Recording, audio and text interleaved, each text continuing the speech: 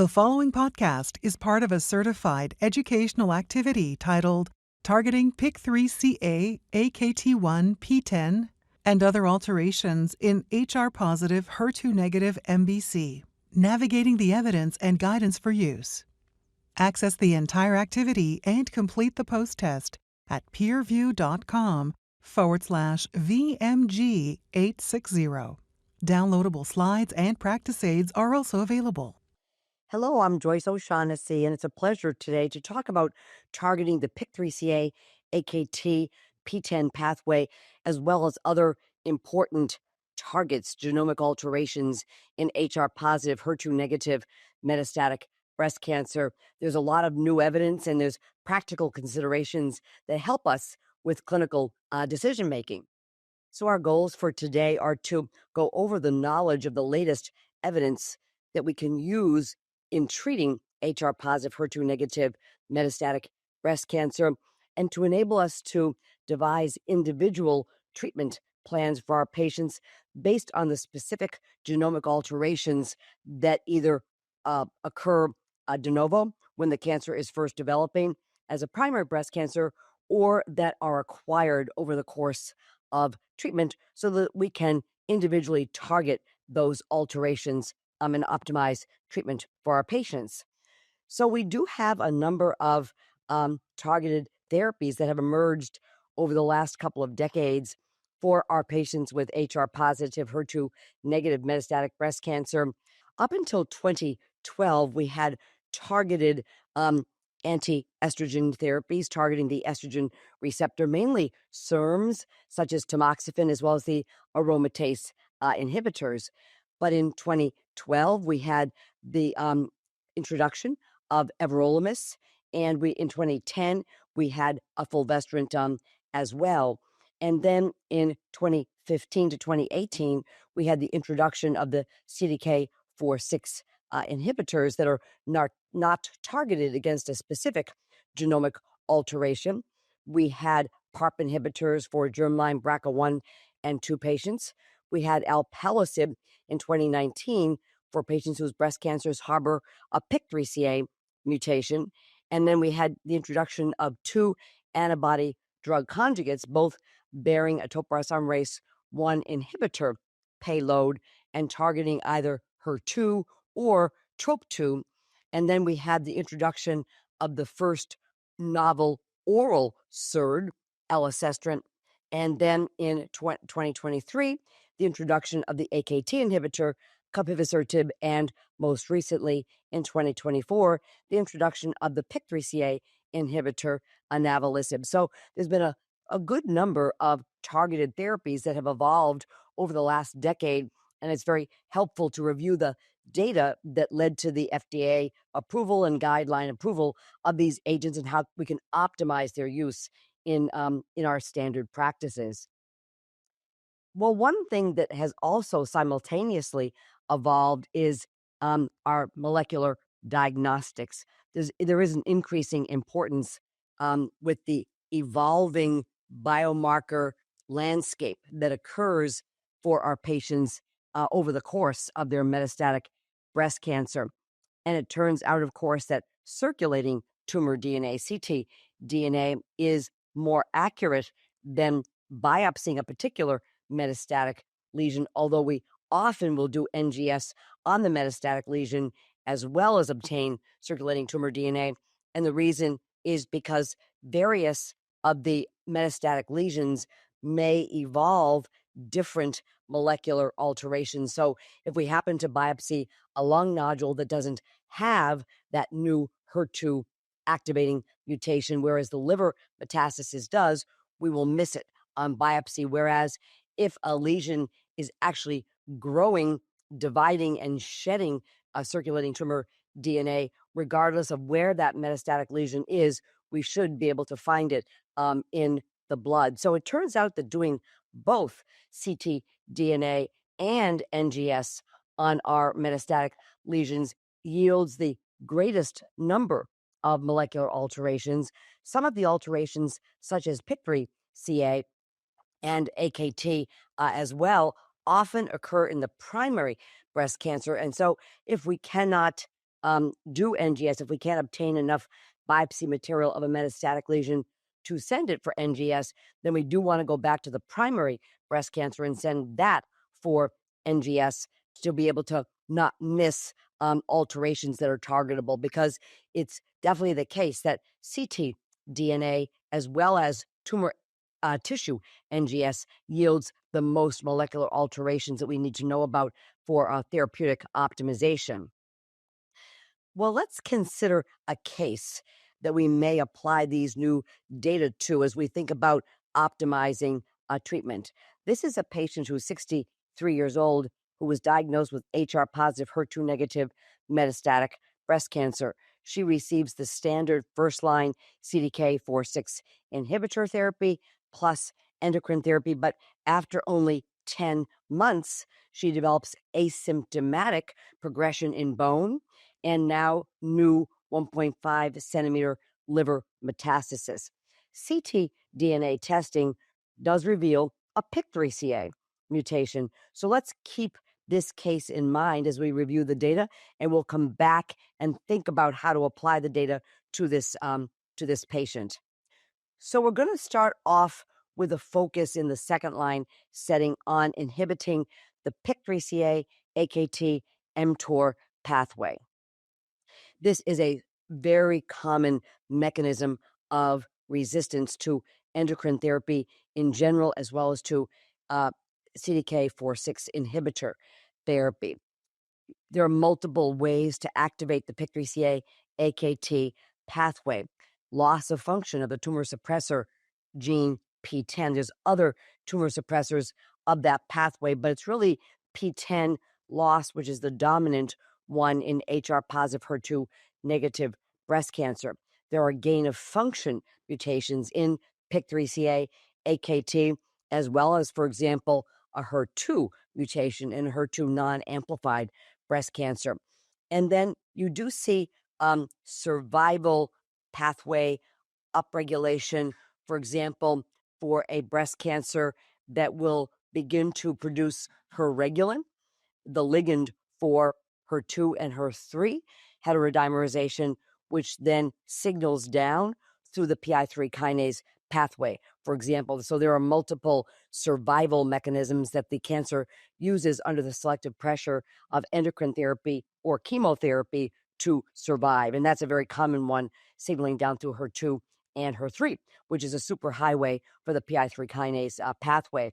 So these are very important new targets for us. We've had mTOR as a target for a long time. We have PIK3CA and we have AKT. We've had alpelisib for a while. Now we have capivasertib as well as inavolisib. So multiple agents to target this pathway. So let's start by looking at AKT inhibition as a strategy and look at its ability to inhibit not only AKT, but also PIK3CA mutant breast cancers. So capivasertib is an oral inhibitor of AKT 1, 2, and 3. And in a phase 2 trial called the FACTION trial, it was combined with fulvestrant versus fulvestrant alone. And there was an improvement in both progression-free and overall survival. But those patients had not been treated with a CDK4/6 inhibitor. And that led to the phase 3 trial, the Capitello 291 trial, in patients whose breast cancer was aromatase inhibitor resistant. So these patients had recurred on their adjuvant endocrine therapy, their adjuvant AI, or within 12 months of stopping their adjuvant AI, or had had progressive disease in the metastatic setting on an aromatase inhibitor with or without a CDK4/6 inhibitor. And these patients were randomized to fulvestrant plus placebo or fulvestrant plus capivasertib, which is given 400 milligrams twice a day orally, 4 days on, followed by 3 days off, each week repeating. So 4 days on, 3 days off weekly. And then this was continued until a disease progression or intolerability. And the primary endpoint was investigator assessed progression-free survival in those with an PI3 kinase AKT pathway alteration, as well as in the intent to treat population. So it was a dual primary endpoint of progression-free survival. And in the overall population, the primary endpoint was met. There was a doubling of progression-free survival from 3.6 months with fulvestrant up to 7.2 months with the addition of the capivasertib. And approximately 70% of patients had had a prior CDK4/6 inhibitor. And you can see the hazard ratio of 0.6 and the p-value less than 0.001. So a positive trial in the intent to treat population. This was even more striking in the AKT pathway altered population. So patients whose breast cancers had a PIK3CA mutation, an AKT mutation, or genomic loss of PTEN. So essentially a PTEN alteration, also seen on ctDNA or on tissue NGS. Again, here now, there was more than a doubling of progression-free survival from 3.1 months with fulvestrant up to 7.3 months with the addition of the capivasertib, with a hazard ratio of 0.5 and a p-value, again, less than 0.001. It's interesting to see as well how early the curves split, telling me that the mechanism of resistance here of activation of this PI3 kinase AKT pathway is really the key culprit in terms of causing resistance to endocrine therapy, because bringing in capivasertib really gets immediate control of disease in a greater proportion of patients.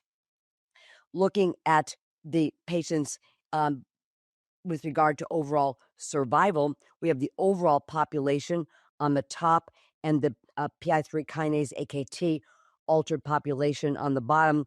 We see a very nice trend towards improvement in overall survival. The data are early yet, but they're encouraging with regard to the overall survival impact of the addition of capivasertib to fulvestrant.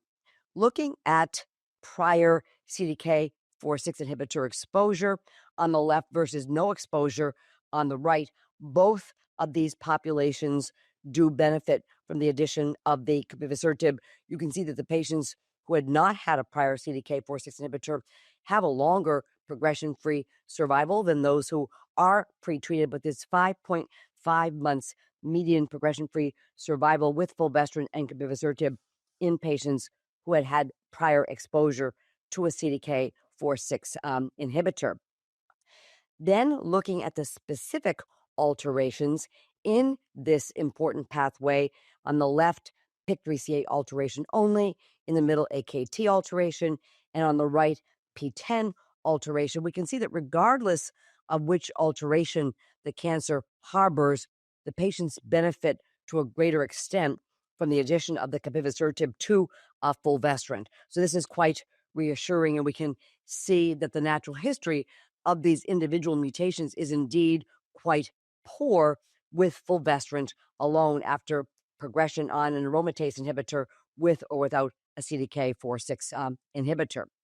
Now, with regard to toxicity, if we look over on the left, we see the capivasertib plus fulvestrant toxicity. And the main toxicity associated with the capivasertib is diarrhea. 72% of patients had diarrhea, about 9% grade 3 diarrhea.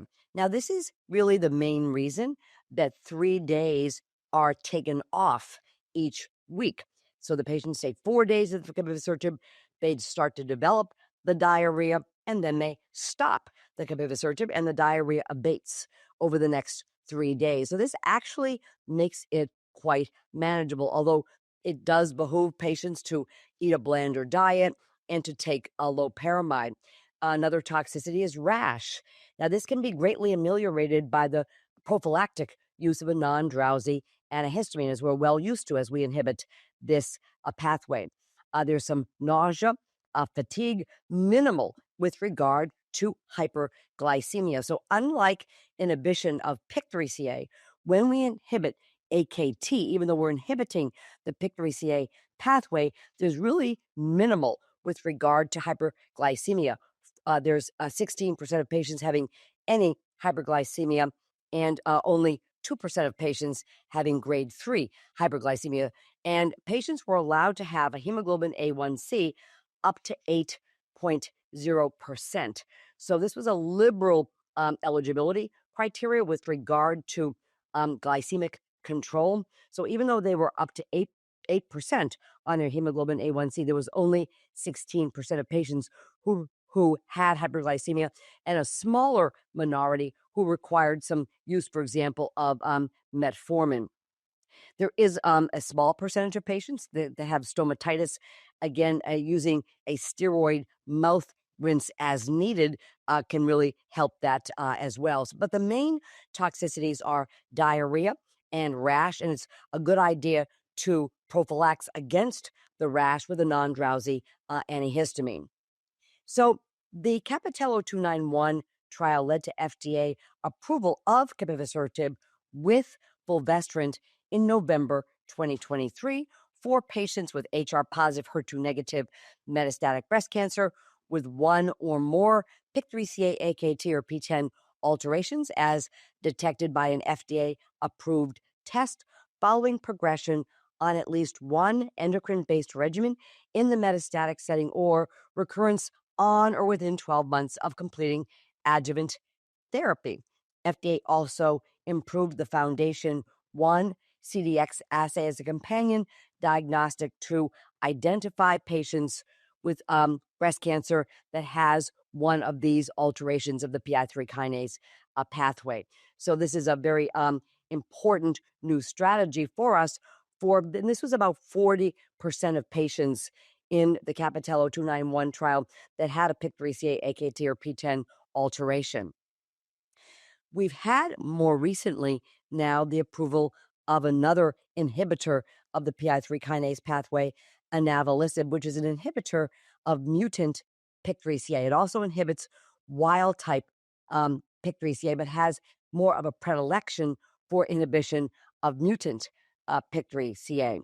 And so these patients in the Inavo 120 trial were patients who had endocrine therapy resistant disease. So these patients were a more poor prognostic group. They had a mutant PIK3CA, and they were recurring on or within 12 months of completing their adjuvant endocrine therapy. So this was no prior therapy for metastatic breast cancer, and they had not been treated with a prior CDK4/6 inhibitor. In addition, the patients had measurable disease, which enriches for patients with liver or lung metastasis, visceral metastasis. Because this is an inhibitor of PIK3CA, it causes hyperglycemia. So patients had to have a hemoglobin A1C less than 6% and a fasting glucose of less than 126 milligrams per deciliter. So these were patients who were recurring on their adjuvant endocrine therapy or within a year of completing their adjuvant endocrine therapy, and who had a PIK3CA mutation, meaning the patients, when they developed their metastatic disease for the first time, they had to have ctDNA done before initiating their first-line therapy to determine if they had a PIK3CA mutation, or it could be done on NGS. So these patients were randomized to fulvestrant, palbociclib plus placebo versus fulvestrant, palbociclib plus inavolisib. Their treatment was continued until progression of disease or the development of toxicity, and the primary endpoint was progression-free survival assessed by the investigator. And here is the primary endpoint of progression-free survival, and we really do see a very striking improvement in progression-free survival, going from 7.3 months with palbociclib and fulvestrant up to 15 months with the addition of the inavolisib. We see that the curves again split very early, strongly suggesting that this PIK3CA mutation was indeed the reason for the patient having a progression of disease on adjuvant endocrine therapy or within a year or within a year of finishing their adjuvant endocrine therapy. I also am struck by the PFS on palbociclib plus fulvestrant. It really is obvious here that this PIK3CA mutation really did lead to resistance to CDK4/6 inhibitors in these patients with the PIK3CA mutations. Very important observation for us that PIK3CA really does diminish the effectiveness of the CDK4/6 inhibitor. So this is the first triplet that we have that is, again, aimed here at a very poor prognosis population. Overall survival is trending again in the right direction, but has not yet reached statistical significance. The data are quite early yet with regard to overall survival. So now if we look in the center of the screen at the toxicities of the inavolisib triplet, we see toxicity of stomatitis. About half of the patients developing stomatitis, again, which can be ameliorated with the use of a steroid mouth rinse. We do see hyperglycemia of 58%, 5.6% grade 3 and 4. So in spite of the fact that the hemoglobin A1C had to be less than 6%, the intervention with metformin and other anti-diabetic drugs was necessary in a proportion of patients on this trial. Another toxicity is diarrhea. About half of the patients having some diarrhea, some nausea. So the main toxicities are stomatitis, hyperglycemia, rash as well, just 25% of patients, again, which can be prophylaxed with a non-drowsy antihistamine. So again, the main toxicity here that we will want to be aware of is the hyperglycemia. These data led just very recently in October 2024 for the FDA to approve the triplet of inavolisib plus palbociclib and fulvestrant for endocrine therapy resistant PIK3CA mutant HR positive HER2 negative metastatic breast cancer patients as detected by an FDA approved test following recurrence on or after completing adjuvant endocrine therapy. And again, the FDA also approved the Foundation 1 liquid CDX assay as a companion diagnostic to identify these patients before they begin their first-line metastatic therapy, to find those patients who have a PIK3CA mutation and whose breast cancer recurred on or soon after completing adjuvant endocrine therapy. So that has been a lot of activity recently, and let's contrast these data now with an agent we've had available to us in practice for some time, alpelisib, the inhibitor of both wild-type and mutant PIK3CA. There was a phase 2 trial done called the BYLieve trial evaluating alpelisib plus fulvestrant or in combination with an aromatase inhibitor in patients whose breast cancer had progressed on a CDK4/6 inhibitor. Now, most of our patients receive an AI plus CDK4/6 inhibitor in the first line setting. So the most relevant data to our practice is cohort A, where the alpelisib was combined with fulvestrant post progression on a CDK4/6 inhibitor. In the BYLieve trial, patients' hemoglobin A1C had to be less than 6.5%. And the primary endpoint of the trial was to ascertain whether 50% of patients could have a progression-free survival of at least 6 months.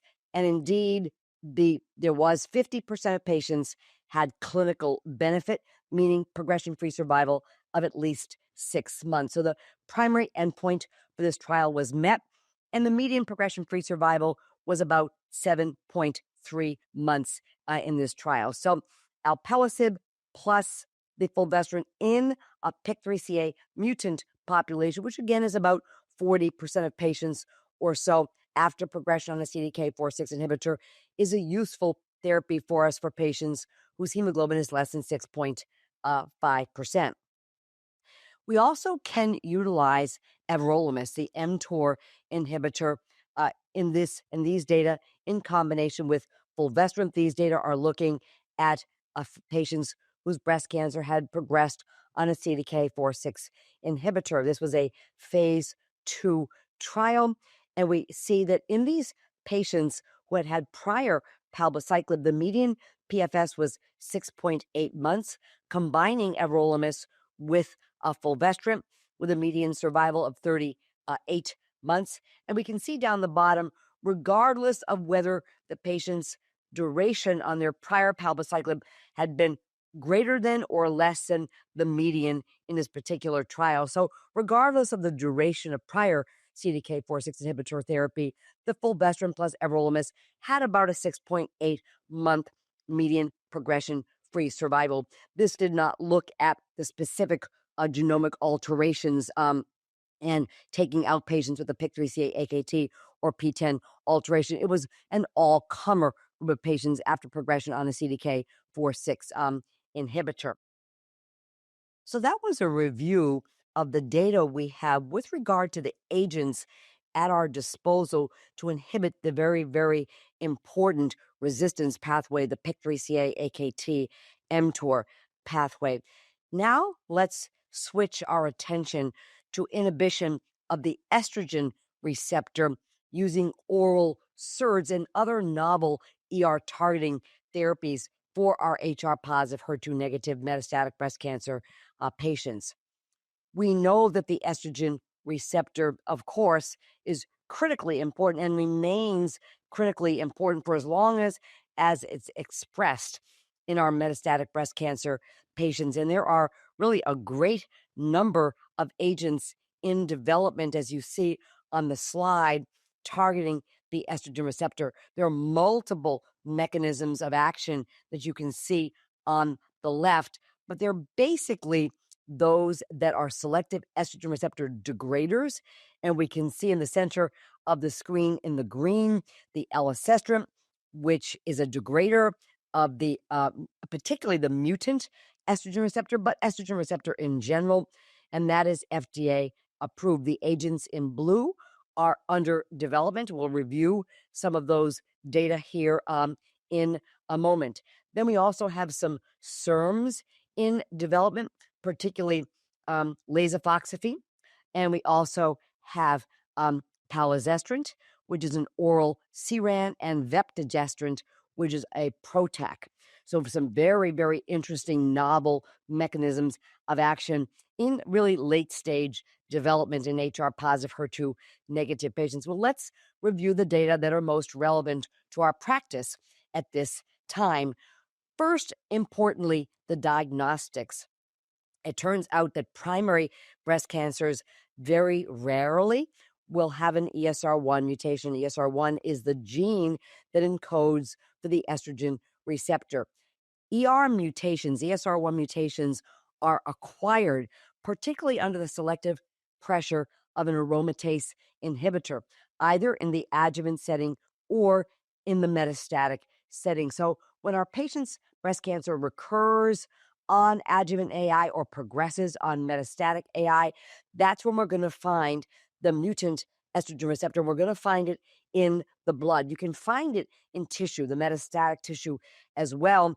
But again, different metastatic lesions will develop different alterations sometimes. And so circulating tumor DNA is a better strategy to be able to find whether some of the cancer, the metastases, have developed an ESR1 mutation. And we will find it up to 50% of patients who have had metastatic therapy, in particular metastatic AI therapy, after 1 or 2 lines of endocrine therapy. Up to 50% of patients will have an ESR1 mutation, so a very common alteration. We can see a nice summary here of the EMERALD data over on the left. The EMERALD data led to the FDA approval of the oral SERD, elacestrant, versus standard of care endocrine therapy. And you can see in the ESR1 mutant population a nice improvement in progression-free survival if the patient's prior CDK4/6 inhibitor, which was required for all patients, had been utilized for at least 12 months. So patients had benefited from their prior CDK4/6 inhibitor. The median PFS in the ESR1 altered population was 8.6 months. It really was much less effective if the prior CDK4/6 inhibitor had been less than 12 months. So we really utilize it for those who had benefit from their prior CDK4/6 inhibitor. Interestingly, in the ESR1 wild type population on the bottom left, there was really no improvement in PFS comparing the elacestrant with standard of care endocrine therapy. Interestingly, we saw the same results from the SERENA-2 trial, where the oral SERD camizestrant, which is in the late line trials for a regulatory approval, it was compared to fulvestrant in patients whose breast cancer had progressed on a prior aromatase inhibitor with or without a CDK4/6 inhibitor. And again, we see improvement in progression-free survival in the ESR1 mutant population, but not in the ESR1 wild type population. We see the same story with giredestrant as well.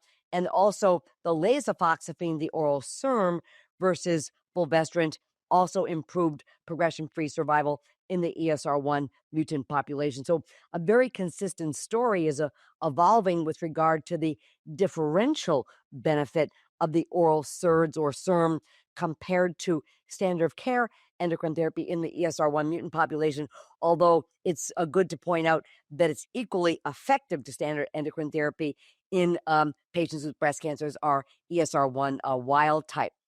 So we've recently seen at San Antonio 2024 the EMBER-3 phase 3 results. Very interesting data looking at the oral SERD imlunestrant, either alone or in combination with abemaciclib, compared to standard of care endocrine therapy.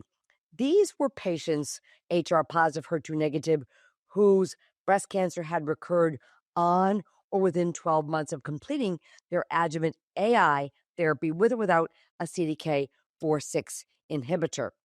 They could have had progression on first line AI plus minus CDK4/6 inhibitor, but no other therapy for metastatic breast cancer stratified by prior CDK4/6 inhibitor therapy. It was a three-way randomization to standard of care endocrine therapy, either fulvestrant or exemestane, versus the oral SERD imlunestrant, 400 milligrams daily, versus imlunestrant plus abemaciclib.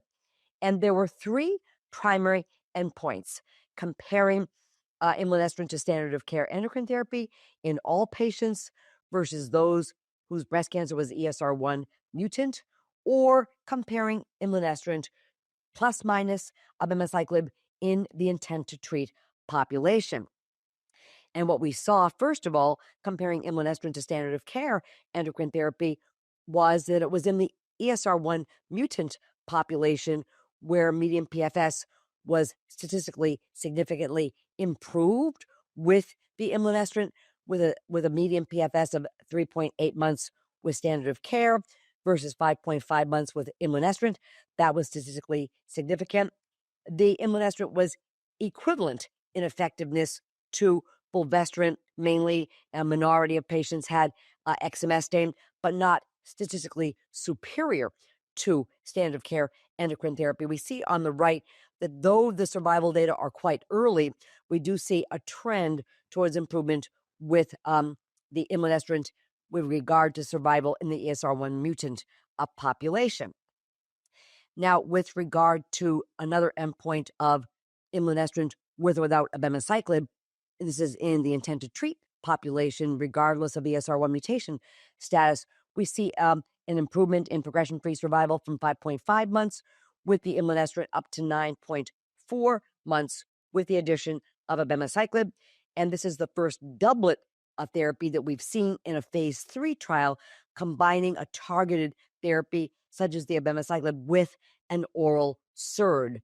And we can see the hazard ratio of 0.57, again, statistically significantly positive. We're looking here now at patients comparing the imlunestrant with or without abemaciclib with regard to whether the breast cancer was ESR1 mutant on the left or not mutant on the right. And we see, regardless of ESR1 mutation status, the addition of the abemaciclib to imlunestrant improved progression-free survival. Now we're looking at prior CDK4/6 inhibitor therapy on the left, and we see that with imlunestrant alone, 3.7 months, going up to 9.1 months with prior CDK4/6 inhibitor therapy, bringing in another CDK4/6 inhibitor here, abemaciclib. With the imlunestrant, we see 9.1 months median PFS, and also in patients with a PIK3CA mutation, or in the PIK3CA pathway mutation, PIK3CA, AKT, or PTEN, we see a median PFS of 7.6 months versus 3.8 months. So regardless of these alterations or prior treatment with CDK4/6, we see this doublet effective in patients whose breast cancer had progressed on an aromatase inhibitor in the metastatic setting or recurred on or within 1 year of their adjuvant AI therapy. With regard to toxicity, on the left, we see the toxicities with imlunestrant alone, and we see some degree of fatigue, a low-grade diarrhea in a minority of patients, 21%, some nausea, 17%, and that's really about it, minimal toxicity with the oral SERD alone. When the abemaciclib is added on the right, we see the toxicity that we expect with the abemaciclib of the diarrhea, some nausea, some neutropenia, the abemaciclib-related toxicities that we expect. With regard to discontinuation of the imlunestrant alone due to toxicity, we see just 4%. And with regard to the combination, we see discontinuation rate of only 6%. So indeed, quite tolerable. So the oral SERDs are very important. We have FDA approval of elacestrant. We hope to have approval of imlunestrant alone and with the abemaciclib in the not-too-distant future for use in our practice. Now let's look at another strategy that we have in the second line and beyond setting for our patients whose breast cancer has progressed through frontline endocrine therapy and a CDK4/6 inhibitor. Let's look at utilizing a CDK4/6 inhibitor therapy after progression on a CDK4/6 inhibitor. This slide summarizes 3 phase 2 trials that were done looking at in the MAINTAIN trial after patients progressed on mainly palbociclib plus AI. They were randomized mainly to fulvestrant with or without a different CDK4/6 inhibitor, ribociclib.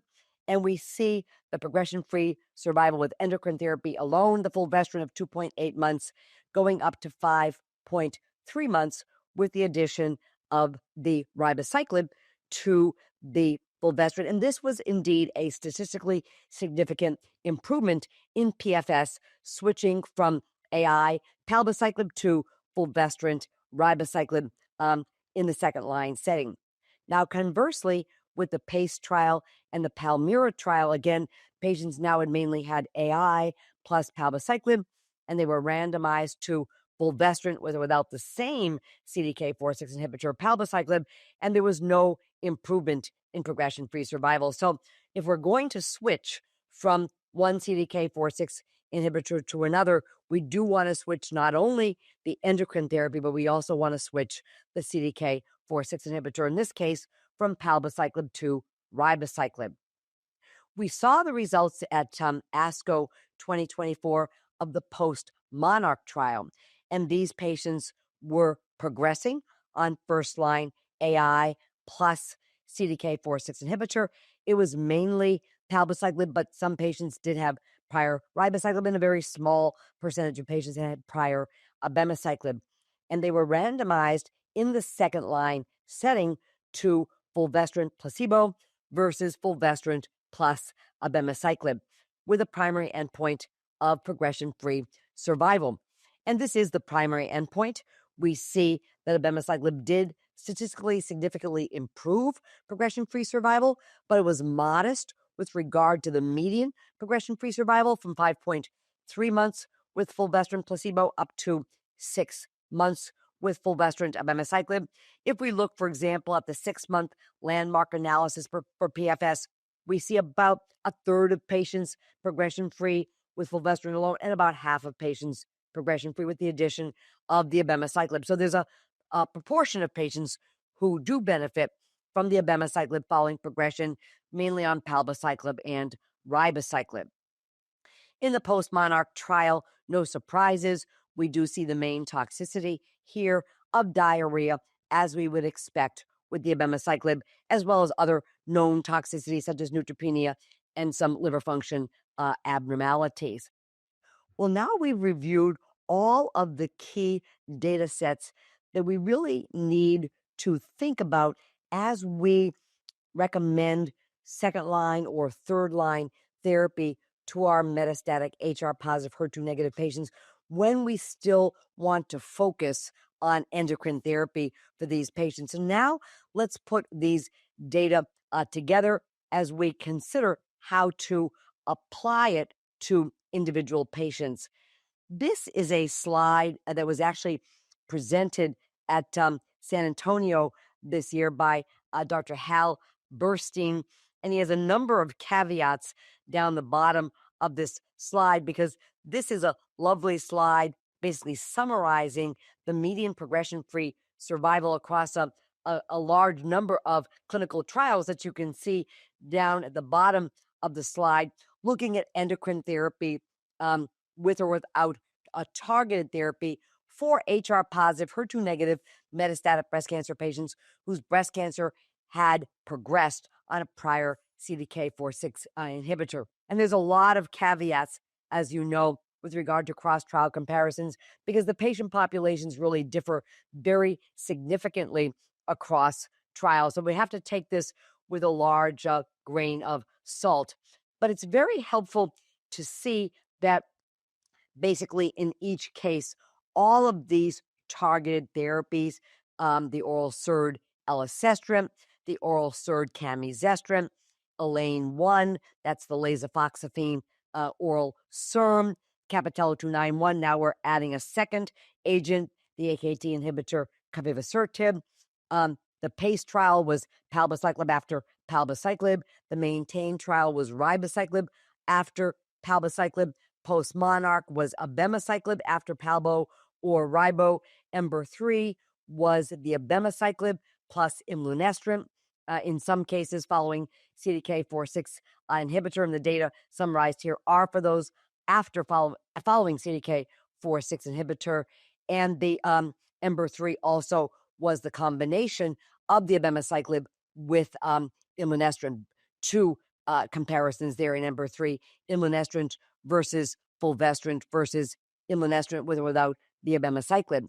And what we see is that when we're using a targeted therapy, this is mainly second-line data, although some patients were third-line, we see an improvement in progression-free survival, whether it's with an oral SERD or whether we're adding a second agent such as the capivasertib. What we do see over on the right with adding the abemaciclib to imlunestrant, regardless of ESR1 mutation status in patients whose breast cancer had a prior CDK4/6 inhibitor exposure, we see a median progression-free survival with that combination of 9.1 months. Again, we have to take this with a grain of salt because the patient populations really do differ across these trials. So basically, using a targeted therapy in the second line setting is superior to using single agent fulvestrant. We saw that across all the trials that we've reviewed here today. And we also saw from Dr. Burstein at San Antonio this very nice algorithm that I will walk through because I do think it is helpful to us in our practice. And basically, our patients on the left receive adjuvant endocrine therapy, unless, of course, they're de novo metastatic. And now it's going to behoove us to do genomic evaluation of patients' breast cancers when their disease first recurs with metastatic breast cancer. we're going to want to get a biopsy of their metastatic disease, as we always do.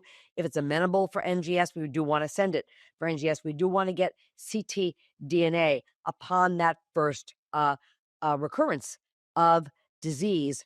And the reason is that they may be a candidate for inavolisib if they have disease recurrence on their adjuvant endocrine therapy or within a year of finishing their adjuvant endocrine therapy, their breast cancer has a PIK3CA mutation.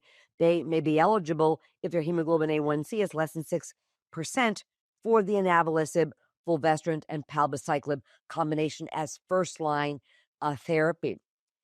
The other therapy that they may be eligible for in the first line, if their disease recurs on adjuvant endocrine therapy or within a year of finishing their adjuvant endocrine therapy, once FDA approves the combination of imlunestrant plus abemaciclib, is that novel doublet per the EMBER-3 trial, and that's regardless of PIK3CA mutation status. However, most patients will receive an AI plus CDK4/6 inhibitor first line. Some will receive fulvestrant plus a CDK4/6 inhibitor, particularly until we have the imlunestrant plus abemaciclib available to us.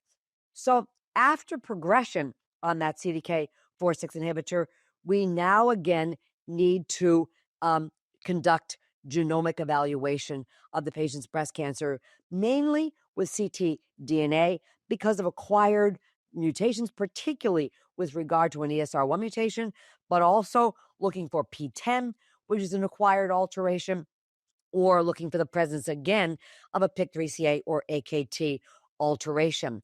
Then the patient's second-line therapy is mainly recommended based on one of these alterations. If a patient has a PIK3CA mutation, they are a candidate for capivasertib or an AKT or PTEN alteration, capivasertib in combination with fulvestrant, or they could receive alpelisib in combination with fulvestrant because of the toxicity related to alpelisib, particularly the hyperglycemia. In general, the strategy is to recommend today for these altered patients, PIK3CA, AKT, PTEN alterations, to recommend the capivasertib in combination with fulvestrant. Theoretically, patients could receive the alpelisib at a later date in combination with the alpelisib. If patients have an ESR1 mutation, they're a potential candidate for elacestrant that exists today.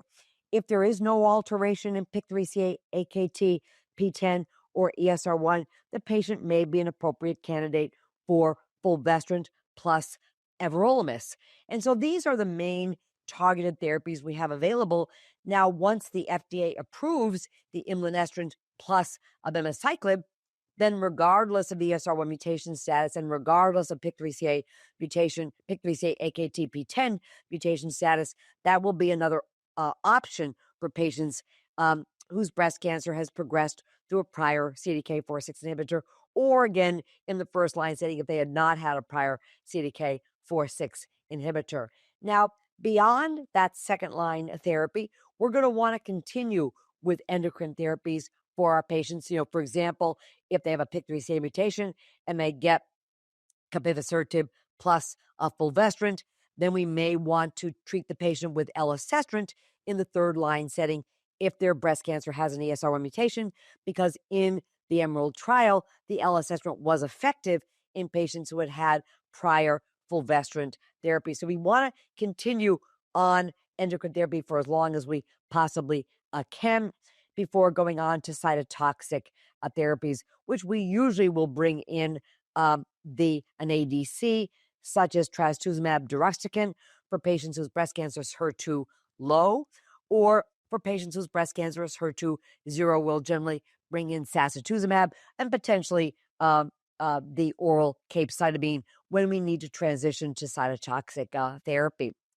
So now let's go back to our case of our 63-year-old woman who in the first line setting receives endocrine therapy plus palbociclib, but only has 10 months progression-free survival on this therapy. And then her disease progresses in bone and now with new liver metastasis. ctDNA shows a PIK3CA mutation. So, which second line therapy should we consider for this patient? What factors do we need to consider in selecting a therapy for this patient?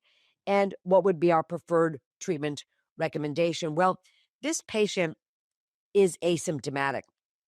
Her breast cancer is somewhat endocrine therapy resistant because she only had 10 months of benefit. But we're not pressed to bring in cytotoxic therapy because presumably her liver function tests are not very abnormal because she has small volume liver metastasis and she's asymptomatic.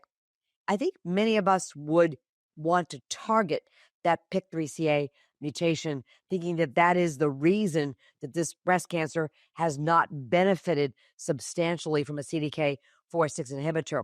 And our choices would be the alpelisib or capivasertib. She doesn't meet the indication for an alpelisib because she did not recur on adjuvant endocrine therapy or within a year of finishing her adjuvant endocrine therapy.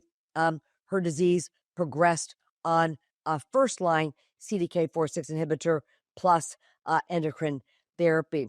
So we have the choice basically of a capivasertib or alpelisib. And as I mentioned, because of the significant hyperglycemia associated with alpelisib, capivasertib is the first line choice for patients who have a PIK3CA, AKT, or PTEN alteration, particularly after progression on a CDK4/6 inhibitor, either in the adjuvant setting or in the metastatic setting. So I'm quite sure that my choice for this patient would be fulvestrant plus capivasertib. Her hemoglobin A1C does need to be less than 8% in order for her to be eligible for treatment with the capivasertib. Now, what if this patient's breast cancer was uncontrolled? Her hemoglobin A1C was 7.1%. Well, again, she's not a candidate for alpelisib. It had to be less than 6.4% in the BYLieve trial and in the SOLAR-1 trial that led to the approval of alpelisib. So again, the capivasertib would be her option because her hemoglobin A1C is less than 8%. What if the patient was started on the capivasertib and developed the hyperglycemia? There was 16% of patients in the Capitello 291 who did develop hyperglycemia, but most of it was low grade. This is something that I would start metformin if the hemoglobin A1C is rises in the patient, or if the patient's fasting glucose is above 160. I would begin the metformin and escalate it as needed for the patient. If the patient develops diarrhea on the capivasertib, that is expected. In most patients, it usually abates in the 3 days off, that they're off each week. However, I certainly would encourage a bland diet as well as the use of loperamide. Sometimes patients do need a dose reduction from the 400 milligrams BID down to 320 milligrams BID, although that's actually uncommon. The diarrhea also tends to tachyphylax over time, as most diarrhea does with our targeted therapies. Let's just spend a word looking at hyperglycemia here on capivasertib, but a similar strategy can be used also with regard to other agents such as the alpelisib or the inavolisib. In general, if patients' fasting glucose rises above 160, we generally consider initiation of the metformin, or if their hemoglobin A1C gets above 7%. Mainly what we're monitoring, however, is fasting glucose levels. Now it's a good time to go ahead and start low dose metformin. If the patient's fasting glucose is between 161 and 250, we stop the capivasertib until the fasting glucose gets below 160, and then generally we will go ahead and escalate the metformin and then begin the capivasertib at the same dose. If it recurs, or if recovery is quite delayed, getting down to the fasting glucose of 160, then we could consider a dose reduction of the capivasertib. Now, if the patient's glucose level becomes quite high, above 250, then we stop the capivasertib again until the glucose recovers, and then we resume at one lower dose. Now, here we would optimize the use of metformin. We would increase it to the highest dose that is tolerable for patients, and then we can resume at one dose level reduction of the capivasertib. However, if recovery takes more than 28 days, then we permanently stop the capivasertib. Now, likewise, in the very unlikely event that the fasting glucose should be above 500, then we stop. And then if there's, of course, any life-threatening sequelae, we permanently discontinue the capivasertib. But if the hyperglycemia is readily controlled and the patient, for example, had not been on prior metformin, and we go ahead and optimize the metformin for the patient, then it is acceptable to treat her again with capivasertib, but at a one dose level reduction down to 320 milligrams. The second dose level reduction is down to 200 milligrams, and that's another option for the patient. I usually will have the patient monitor the glucose at home for the first 2 or 3 weeks, monitor that fasting glucose level, because most of the hyperglycemia is going to happen within 2 to 3 weeks of initiating the capivasertib.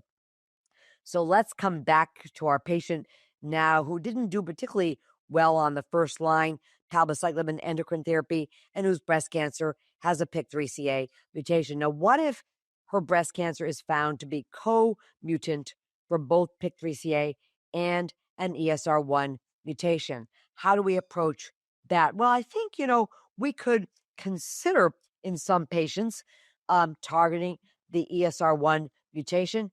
This particular patient would not be an optimal candidate for the elacestrant because she did not have at least 12 months of benefit from her first-line CDK4/6 inhibitor. In the Emerald trial, of patients had at least a year of their prior CDK4/6 inhibitor.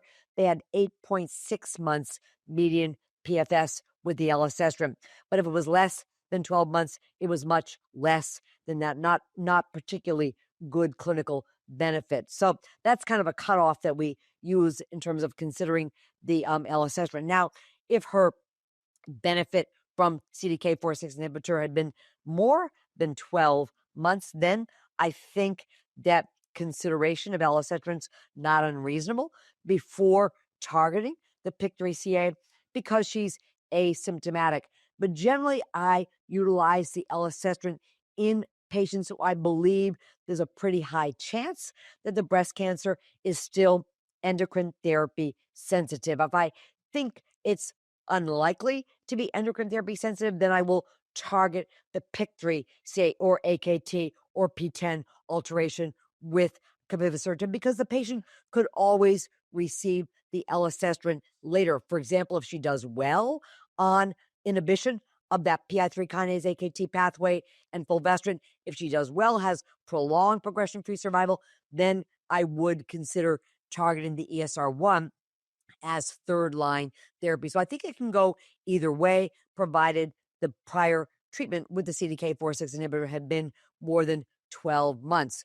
What if the patient had no targetable mutation? So she's not done well on her CDK4/6 inhibitor first line, and now she's got liver metastasis. Now, I personally would not consider utilizing everolimus and fulvestrant for this patient or another endocrine therapy because my personal experience is that everolimus is ineffective and indeed can, in fact, in some patients cause hyperprogression if they have liver metastasis upon progression on their CDK4/6 inhibitor. So I do not utilize that particular combination. I would, however, utilize it if the patient had bone-only disease or not liver metastasis. Then I would consider endocrine therapy plus everolimus. But in this particular patient, I would actually consider fulvestrant plus abemaciclib for this patient per the post-Monarch trial. And the other alternative would be to go on to cytotoxic therapy for the patient, such as capecitabine or trastuzumab deruxtecan if the breast cancer is HER2 low, or sacituzumab if HER2 0. Probably, personally, I would utilize the fulvestrant plus abemaciclib for this patient. And then I would be continuously monitoring after each progression. I would be monitoring for additional targetable mutations, such as the ESR1, PIK3CA, AKT, PTEN alterations, as well as a HER2 mutation, somatic, BRCA1 or 2, where I would consider the use of olaparib as well. So continuously monitoring for acquired mutations that may occur under selective pressure of sequential endocrine therapies in the metastatic setting. So with that, I hope this has been a useful discussion of all the data we have available to us in the metastatic setting, targeting a specific molecular alterations for patients.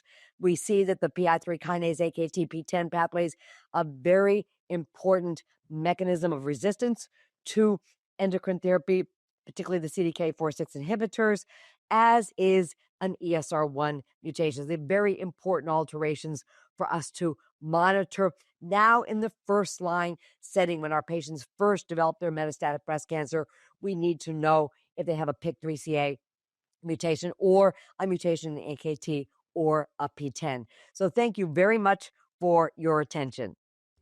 Thank you for listening. Remember to download the slides and practice aids and complete the post-test for instant credit. This activity is certified by PVI, PeerView Institute for Medical Education.